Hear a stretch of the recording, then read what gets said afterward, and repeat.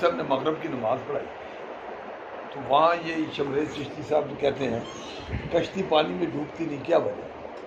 تو پیر صاحب نے کہا اپنا پالا ہوا کوئی نہیں ڈوبتا، اپنے پالوں کو کوئی نہیں ڈوبتا۔ اس نے کہا میں سمجھا نہیں۔ پیر صاحب نے کہا یہ کشتی کس کی بنی ہے؟ لکڑ کی۔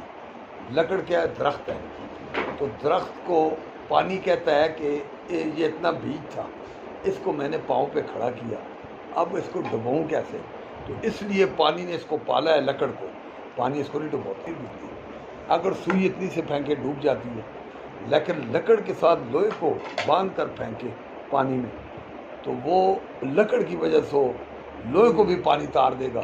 یہی مثال ہے، اللہ پاک نے قرآن میں فرمایا وَاصْبِرْ نَفْسَكَ مَعَ الَّذِينَ، یہ میرے جو دوست ہیں، میرے ولی جو ہیں، ان کے ساتھ لگ جاؤ، تمہیں بھی میں پار کر